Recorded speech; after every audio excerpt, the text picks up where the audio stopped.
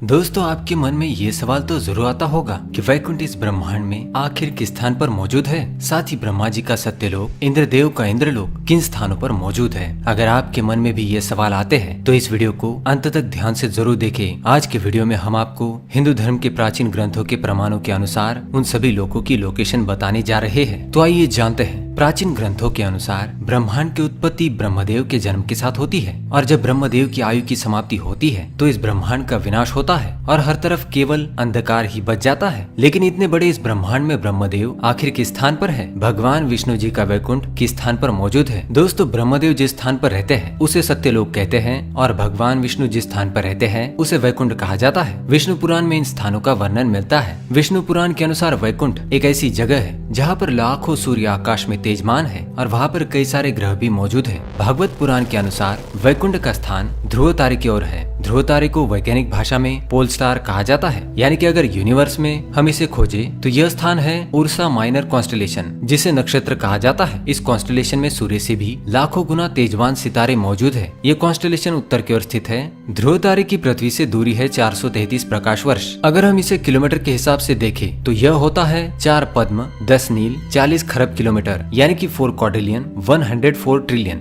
मतलब 4 के आगे 15 शून्य लगाओ, इतना अंतर होता है। ये तो पृथ्वी से ध्रुव लोक का अंतर हुआ। ध्रुव लोक के ऊपर 1 करोड़ योजन यानी कि 12 करोड़ 29,53,881 किलोमीटर के बाद आध्यात्मिक जगत में स्थित है महारलोक के ग्रह। ये महारलोक स्वर्गलोक का एक भाग है जहाँ पर ब्रह्मांड की सदकर्म करने वाली आत्माएं वास करती है। पुराणों के अनुसार जो लोग सामान्य व्यक्ति की तरह जीवन व्यतीत करते हैं तथा किसी के साथ बुरा व्यवहार नहीं करते, वे लोग मृत्यु के पश्चात इन ग्रहों पर जाते हैं। इन ग्रहों पर जीवन रमणीय होता है, मन को शांति देने वाला प्रकृति का नजारा होता है। यहाँ पर जाने वाले जीव स्वयं को पुण्यवान समझते हैं। यहाँ पर रहने वाले जीव तृप्त रहते हैं और कभी दुखी नहीं होते। अब दूसरा लोक है जनलोक। महारलोक के ऊपर 2 करोड़ योजन यानी कि 24 करोड़ किलोमीटर के पश्चात आता है जनलोक। जनलोक के ग्रहों पर जाते हैं पुण्य करने वाले लोग, जो स्वयं के स्वार्थ का त्याग कर हमेशा दूसरों की मदद करते हैं। वही लोग जनलोक के ग्रहों पर जाते हैं। ये स्थान बड़ा ही तेजस्वी होता है। यहाँ पर जाने वाले मनुष्य स्वयं देवताओं का दर्शन कर सकते हैं। स्वर्ग की देवताओं को देखने का भाग्य इन ग्रहों पर जाने वाले लोगों को मिलता है। इसके बाद आता है तपोलोक। जनलोक के बाद 8 करोड़ योजन यानी कि 98 करोड़ किलोमीटर के बाद स्थित है तपोलोक। इस स्थान पर जाने के लिए बहुत ही कठिन परीक्षा देनी पड़ती है। यहाँ पर केवल साधु, ऋषि मुनि और सन्यासी ही जा सकते हैं, जो जीवन के सभी सुखों का त्याग कर केवल ईश्वर की आराधना और सत्कर्म करते हैं। वही लोग इस स्थान पर जाने के योग्य होते हैं। यह स्थान स्वर्गलोक का सर्वोच्च स्थान माना जाता है। यहाँ पर जाने वाले लोग स्वयं स्वर्ग के देवताओं से मिल सकते हैं। यहाँ पर ब्रह्मांड की अनेक ऊर्जाओं को नियंत्रित करने वाले देवी देवता रहते हैं, जैसे कि वरुण देव, अग्निदेव इत्यादि। तपोलोक के पश्चात आता है सत्यलोक। तपोलोक के ऊपर 12 करोड़ योजन यानी कि 1 अरब 47 करोड़ 54,46,579 किलोमीटर के अंतर पर स्थित है सत्यलोक, जहाँ पर स्वयं ब्रह्मा जी विराजमान है। यहाँ पर जाना किसी भी मनुष्य के लिए संभव नहीं है। केवल महान आत्माएं ही इस स्थान पर जा सकती है, जिन्होंने जन्म जन्मांतरों में अनेक पुण्य किए हो। महारलोक, जनलोक और तपोलोक में रहकर भी जो लोग अंतिम सत्य ईश्वर को पाने की चाह रखते हैं, केवल उन्हें ही सत्यलोक में जाने का सौभाग्य प्राप्त होता है। और फिर सत्यलोक के ऊपर